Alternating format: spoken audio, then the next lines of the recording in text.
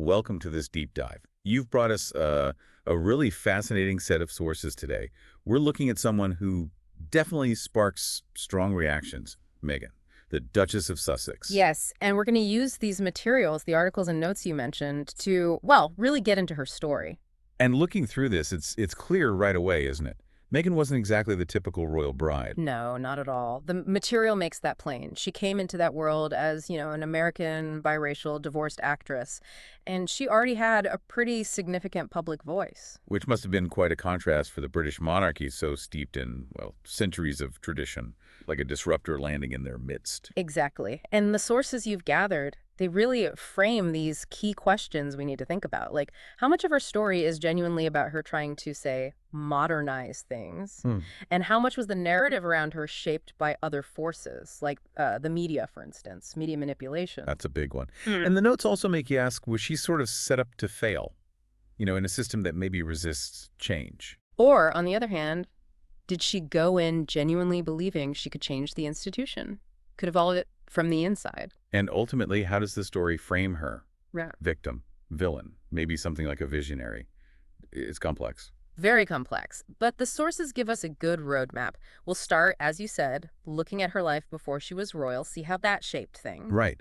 And then dig into that really intense period when she was a working royal, the expectations, the clashes, that constant spotlight. Then, of course, the big exit, Megxit, as it got called, Yeah. and that explosive Oprah interview that came after. Yeah, I can't skip that. Definitely not. And then we'll look at what the sources say about their life since stepping back. The deals, the ventures, the challenges, too. And finally, wrap it all up by considering the different takes in the material on her actual lasting impact on the monarchy itself. Okay, sounds like a plan. So let's dive in. Her journey, starting with Hollywood and leading to the palace. So the basics from the sources. Born Meghan Markle, August 4th, 1981, in L.A. And the material highlights her background straight away.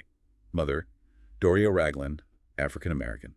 Father, Thomas Markle, Dutch and Irish descent. And that biracial identity, the sources note, became a huge focus later on, didn't it? Absolutely. Parents divorced when she was 6. And the notes kind of paint this picture of her growing up between two worlds. Yeah, her mother's world described as socially conscious, yoga, wellness. Right. And her father's world, connected to Hollywood, he was a lighting director, so she was around that environment. Interesting contrast. Then University Northwestern, majored in theater and international studies, so quite academic alongside the acting. Yeah, but the sources point out that, getting acting work wasn't easy at first. She even did freelance calligraphy to make ends meet. That's a detail. Huh, yeah, you don't picture that. Then the breakthrough, 2011, Suits, playing Rachel Zane. Made her a rising star, for sure. But what the sources really emphasize is that she wasn't just, sitting around waiting for a prince. She was already building her own platform. Exactly. Active before Harry, UN Women's Advocate had her blog, The Tig. Right, which the material describes as this mix, fashion and feminism. Already a public figure, already had opinions. Which leads to that question the sources raise. Did the palace, did the institution really understand who they were getting when she met Harry in 2016? Good question. And things moved fast. Secretly dating late 2016, engaged by November 2017. Wow. Yeah, whirlwind. And the material suggests that the friction, the tension with the British press, it started almost straight away. The examples pulled from the sources are pretty stark, aren't they, those early headlines? Yeah, like Harry's girl is almost straight out of Compton. Or focusing on her family tree, slavery. The notes call it barely veiled racism. And it's hard to ignore the contrast drawn with Kate Middleton's media coverage, often praised for her, quote, middle-class background. The sources label it a glaring double standard. It's right there in the text. Then, alongside all that, the drama with her father, Thomas Markle, staging paparazzi photos right before the wedding. That was huge news. And it brings up another tough point from the material. Would the media have treated her family situation the same way if she were white? It really forces you to consider potential biases. Which brings us right up to the wedding. May 19th, 2018. Massive global event. Huge. Watched by, an estimated 1.9 billion people? The Givenchy dress, the gospel choir, her father not being there. It was all dissected. But the sources also pick out Bishop Michael Curry's sermon as iconic, made the monarchy feel genuinely modern, at least for a day. A standout moment, yeah. And then, just like that, she's in. Life inside the royal family begins. And the expectation, according to your sources, was pretty clear. Follow the traditional royal rota, Which basically means, Smile, wave, look good, and keep your opinion zipped. That's the gist from the material. but the sources are pretty clear. Meghan wasn't really sticking to that script. She kept speaking out. Yeah, we see the examples listed, Mm-hmm. talking about feminism, that speech in Fiji about girls' education. Guest editing British Vogue. Right. The notes say the old guard was shook. Bit colloquial, but you get the idea. Huh, yeah. And the report cited suggests senior royals were genuinely uncomfortable with how outspoken she was. A real clash of styles, it seems. Modern, active versus reserved, traditional. Then all those rumors started flying about a rift with Kate Middleton. Yes, the infamous flower girl dress drama, which the source material dismisses as so overblown. But the media framing is what the sources focus on.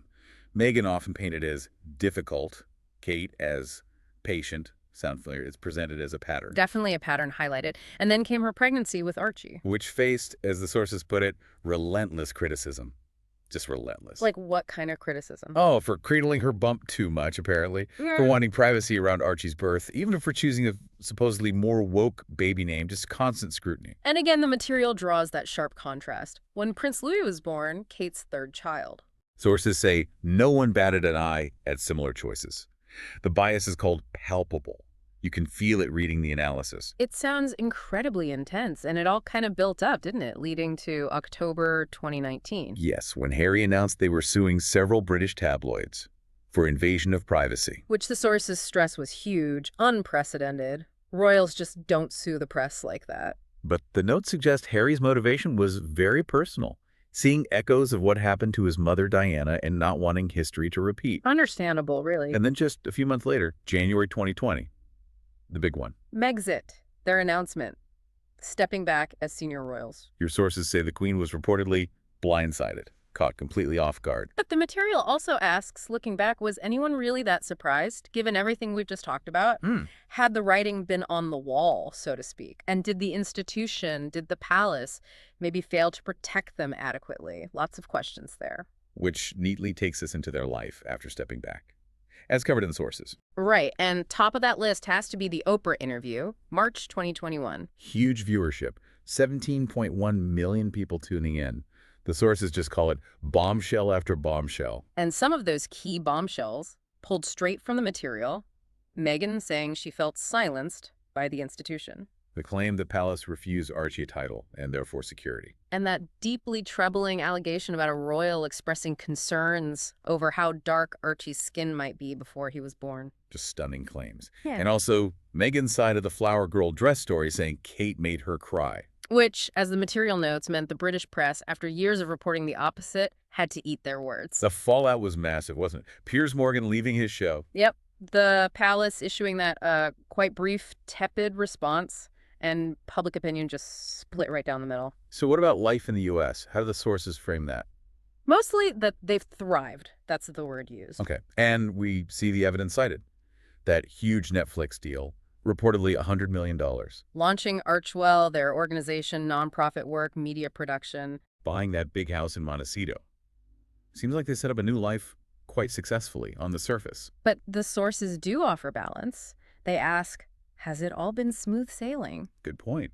What setbacks are mentioned? Well, the Spotify deal collapsing is noted, mixed reviews for their Netflix docuseries, Harry and Meghan, and that ongoing criticism that maybe they're just overexposed now, too much public attention perhaps. Interesting. But then there's a counterpoint offered in the material. Maybe they're just figuring it out, learning as they go on this new path. Right. It's a totally new way of operating for them. And the sources kind of land on this idea that ultimately they are free, and maybe that's what matters most to them now. So bringing it all together, this whole journey through the source material, it leads us back to that central debate point raised. Yeah. Looking at everything, the good, the bad, the controversial. Is Meghan ultimately a net positive for the monarchy? The arguments for her being a positive, as presented in the sources, they focus on how she forced the institution to grapple with tough issues. Like racism, sexism, mental health, things that maybe weren't discussed so openly before. That's framed as progress. But then there's the other side presented. The argument that her time there, and especially her departure, actually left the monarchy weaker, more fractured. But then the material throws in another possibility. Is it weaker, or is it just evolving? being forced to adapt to the modern world, maybe in ways it wouldn't have otherwise. It's a fascinating tension. It really is.